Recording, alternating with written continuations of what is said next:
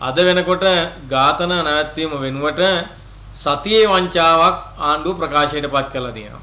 හැම සතියකටම මහා පරිමාණ වංචාවක් සිද්ධ වෙමින් යනවා. දැන් පටන් ගත්තේ කන්ටේනර් 323න්. ඊට පස්සේ මේක ගල් අඟුරු වලට ආවා. ඊට පස්සේ ඩීසල් වලට ආවා. ඉන්ධන වලට ආවා. දැන් මේක ඇවිල්ලා තියෙනවා භාණ්ඩාගාරය කඩලා. අද වෙනකොට භාණ්ඩාගාරය කඩලා ඩොලර් මිලියන 2.5ක මුදලක් වංචා කරලා තියෙනවා. මේක අතිවිශාල වංචාවක්. ඕස්ට්‍රේලියාවට ගෙවන්න තිබුණා ඩොලර් මිලියන 22.9ක්. මේ මුදල් ගෙවනකොට තමයි මේ වංචාව භාණ්ඩාගාරේ කඩලා මුදල් අරන් තියෙන්නේ. මේක ඩොලර් රුපියල් නෙමෙයි. රුපියල් වලින් ගත්තොත් එහෙම කෝටි 80කට ආසන්නයි.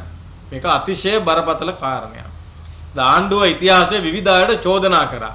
මේ දූෂණය කරා, මේ වංචාව කරා, මේක කරා, අරක කරා කියලා.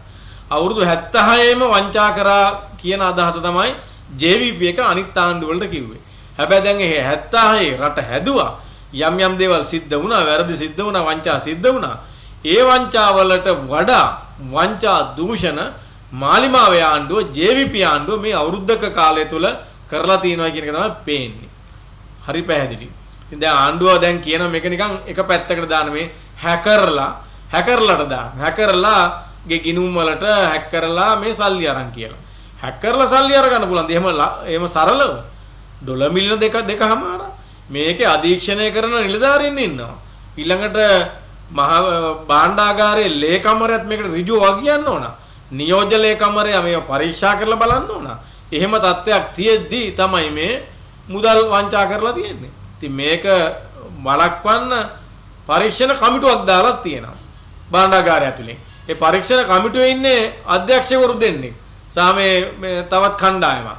මේ අධ්‍යක්ෂකවරු මේ මුදල් අනුමත කරපු ක්‍රියාවලිය අධීක්ෂණය කරපු අය. ඒතර මුදල් අනුමත කරපු ක්‍රියාවලිය අධීක්ෂණය කරපු අයටම දෙනවා නම් මේකේ වැරද්ද හොයන්න අර හොරාගේ අම්මගෙන් පේන ඇහිල්ල වගේ එකක් නෙමෙයි මේක. හොරාගෙන්ම අහනවා හොරකම එලිදරව් කරන්න කියලා. එහෙම එකක් තමයි මේ දැන් සිද්ධ වෙලා තියෙන්නේ. ඉතින් මේක ඊටාම බරපතලයි. අනිත් එක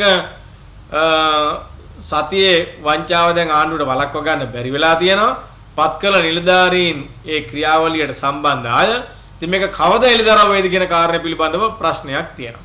දැන් ඒගොල්ලෝ අර කමිටු ක්‍රියාවලිය ඇතුලේ කීප දෙනෙක්ගේ වැඩ තහනම් කරලා තියෙනවා. අධ්‍යක්ෂකවරු දෙන්නෙක්ගේ වැඩ තහනම් කරලා ඊළඟට පරිගණක දත්ත ක්‍රියාකාරී වැඩ තහනම් කරලා මේකේ නිලධාරි කීප දෙනෙක් මත යවන්න තමයි ආණ්ඩුව සැලසුම් කරන්නේ.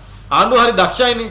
හරි සූරයි දේශපාලඥයෝන්ගේ අතින් කෙරෙන වැරදි නිලධාරීන් අතින් යවන්න. එහෙම යවලා නිලධාරීන් දංගෙඩියට යවනවා. නිලධාරීන් හිරේ දානවා. දේශපාලඥයා බේරිලා